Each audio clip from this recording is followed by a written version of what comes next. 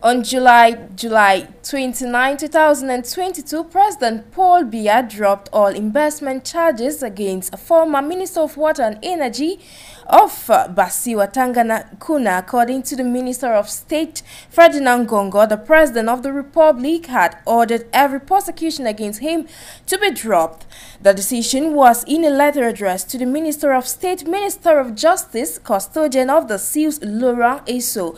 The letter added that the use of Article 64, subsection 3 of the Code of Criminal Procedure is not relevant to the case. This move by President Paul Biya has sparked a lot of controversies against or amongst Cameroonians.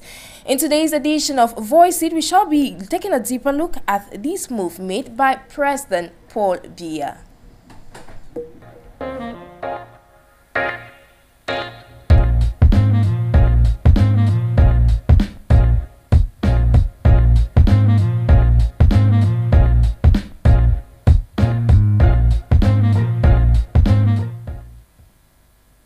Good afternoon, ladies and gentlemen. Thank you immensely for joining us on a fresh dose of Voice It over your Pan-African channel For You Media. Of course, today we have guests in the house to talk today's topic of discussion. Here with me in the studio is Dr. Nick Ngwanyam. He is an entrepreneur as well as a political analyst. Good day, sir.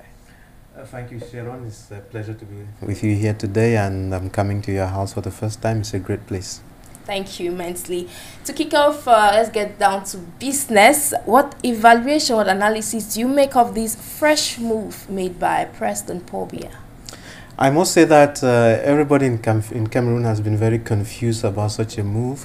And until the president himself tells us in his own words why he did what he did, we will all remain very confused and can only try to imagine what all this means. But I would imagine that probably he is changing strategy in the sense that, you know, since the prisons are very full with embezzlers, might be he is starting a new way of doing business by trying to see how he can send some of them home and get the money and put the money back in the public treasury. We actually need that money for building schools, for doing so many other things. And I think it's more important to get that money back into the system for development than for just locking people up and then feeding them and looking after them.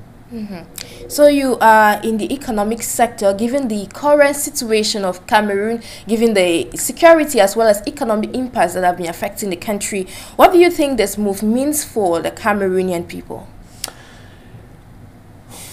The most important thing as far as I'm concerned is that we want a public sector that works. Yes. We want a public sector that is responsible. We want a public sector that will deliver. We are tired of having people, you know, locked up, taken to court and so on. That's not what we are not interested in people going to court, being locked up and so on.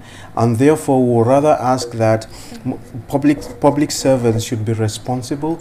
And if we can tell early on that a public servant is not disciplined, then we put him away and put someone there who works. Because I think the problem here has been that we know that people are crafty and we leave them there for so long, and then they do whatever they want to do. 20 years afterwards, we wake up like was a diarrhea, take them, lock them up, and then turn around. That's not a functional, that's not a proper way of doing it. You know, we should keep a hawk's eye on every civil servant. Yes. The minute we can tell that a penny is going wrong, they should be corrected instantly, not waiting. And we have millions and millions. We know that some guy is not good 10 years beforehand. He is changed and put in some other ministries and some other ministries and some other ministries. Even during when the government is being renewed, they are not put away. But at the end of the day, they are caught up and locked up, and then we are told of a crime that they committed 20 years ago, and some, you don't know what's happening to them. They're never taken to court and so on. So it's just so confusing, really, very, very confusing. Okay, it's high time we equally welcome our second guest in the house. She's joining us all the way from Nigeria. She is a security expert, Kikelo Moshodeko. Good day, ma'am. You're welcome to today's edition. Yeah, thank you so much. It's a pleasure to be here. Thank you. So as we're discussing Cameroon today, I'd like to ask you, what evaluation do you make of this move made by President Paul Biya of Cameroon? Well, like the other speaker already said, we really don't know until he mentions it. So, for whatever reason, he's suddenly releasing him. For whatever reason whatsoever, he's still in the best position, and is speaker or media or whoever it is should be able to tell us. So this is the reason why the president has decided to let go of this guy that they went a whole lot of trouble to get him back into to get him jailed in the first place. As we remember, he was jailed in 2018. If you remember, he was extradited all the way from Nigeria to be jailed. That's like 4 years ago. So why suddenly releasing him for good behavior? It's still the president that'll be able to answer that. So until we have that part from the president, I don't think we have any other thing to say concerning that. Okay, so as a security expert, do you think this move actually has an impact on the economy or say the development of Cameroon? As we all know, in Africa here, we've not been able to really deal with our processing and organization. We've not been able to do that. So it really doesn't impact anything. He was picked up 4 years ago, jailed. Now the president is releasing him. I think it's just the good news for his family, who might have really missed him being home. But on a larger scale, it doesn't really mean much, because it still shows that there are no long-term consequences for actions that have to do with public funds or public office. So, like the other speaker was saying, until there is proper and quick attention to these types of situations, it's just one of those releases the president has done, and for his family to be happy to have him home. Thank you. Thank you to Ms. Kikolo Moshodeko. Over to you, Doc. Last week, we saw Benin President Patrice Talon that granted a presidential pardon to over 30 persons that were arrested during the last year presidential elections. Now, President Paul Biya has actually granted freedom to Atangana Kuma. What does this mean? Is it not coincidental that it come at a time when French President Emmanuel Macron actually visited both countries? Well, you're talking about, I'm glad to learn it from you. I didn't follow up on this. So if 30 political prisoners were released in Benin, yes, you said political prisoners. Yes. But the one that was released in Cameroon is not a political prisoner. He's a financial prisoner. Well, still member of the government. Well, yeah, but if he was a member of a government and a good one, he shouldn't touch a penny to start with. Exactly. So we are more concerned about the money he carted away home, and then we are glad that the money has come back. But the interesting thing is, this kind of money coming back, we don't really know where it's going to. The second person will just carry it away, and it will never be. The cycle continues over and over again. So I think the greatest problem we have is that of bad governance. Bad governance. Yeah, how can Africa, how can we tame this canker worm? That's right. Since I'm on your TV set for the first time, maybe I would say what I've been saying several times, so that we all learn to know how things work. You know, I've been saying, of course, if you've listened to me before, I've been saying it on other TV stations, but because I'm here, might be I should just take off time to repaint the picture so that we are all thinking and reasoning together. Now, how does a system function? How does a country function? How does an industry or any community function? How is it supposed to function so that you get the best results? There are three things that you need to have a system run.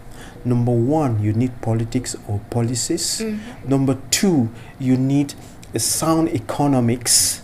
Number three, you need development. It's very important. And when you are talking about let's go over it. When you say politics, you mean the policies, and they should be good policies, and then they should be followed up to make sure that those good policies are implemented to the letter. You mean economics, and by economics, you are asking yourself the question: how is wealth created? How do people earn the money? How do you make money, and how do you spend it? Number three is development. And when you're talking about development, you're actually looking at two things. There's physical development of physical structures. You're talking about communication, roads, housing, hospitals, the transportation system, all sorts of communications. Then you are talking, that's part A of development. Then there's part B of development, which is more important than anything else we've been talking about, is the human capacity development. And that is the problem with Africa. The human capacity development is very, very, very poor. And when you talk about human capacity development, what exactly are you looking at? You are looking at the human person who has been trained and given skills and an understanding to understand problems and solve them. Yes. That's it. In, you know, skills in specific areas to be able to do specific things and change water into wine. And it is in the course of changing water into wine. Water into wine here we're using it is an euphemism. Just an example. It is in that in the course of changing something to something and giving it value that you create wealth, that you earn money. Now, that is the problem of Africa. And if we say that the human development index is the most important thing, then the question is, how do you get it? You get it through a proper educational system, through a proper education. And that is the underlying cause, the thing that is hidden under the carpet that many people are not aware of. So we're talking about politics, economics, and development. And these things are spinning around in a chaotic fashion in Africa. And then what we are not seeing is the force that is spinning the things around, is the education that is not well developed. And that's why our politics is not working. Where there's a lot of hatred, hate speech, you know, people promise that they will do this and they don't do this because they don't have the capacity. That's so. In Cameroon, we have 350 political parties. If you like, you should have 1,000 political parties. It's no use. Is it making some sense? Yeah, it makes a lot of sense. And when it comes to economics, your children must be able to have the skills to be able to build their own roads, to be able to grow their own wheat, to be able to make their own cell phones, to be able to make their own computers. That's what we are talking about.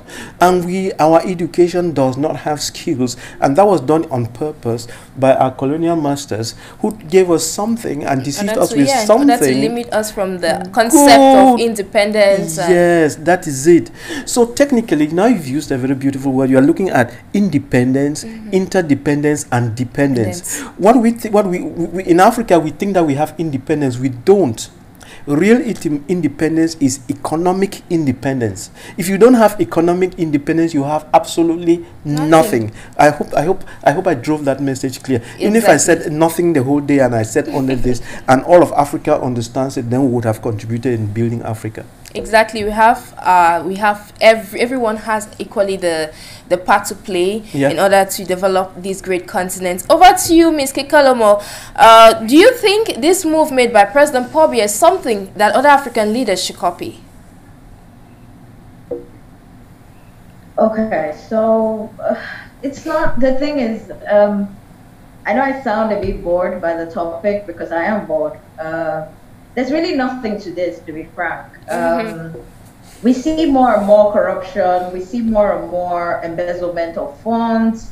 We see more and more of this because these people know they can get away with it. And not only that, when they are eventually prosecuted, there's a leniency always to the advantage. One president somewhere is maybe their friend or something, and eventually they want to let them go and release them on good behavior or for whatever reason. And the funny thing is, it's not just playing out now in Africa or in Cameroon. It's also playing in the US, where we saw what the former president was ready to do, and he's still thinking and he's still capable of doing. So everybody wants to be at the helm of power, because at the end of the day, it might be to your advantage when you are caught doing the wrong thing. And that in itself is a problem. For me, it doesn't change anything. Well, on my own part, like I said initially, whatever it meant for the president to release Kuna in this case, the question is left to him.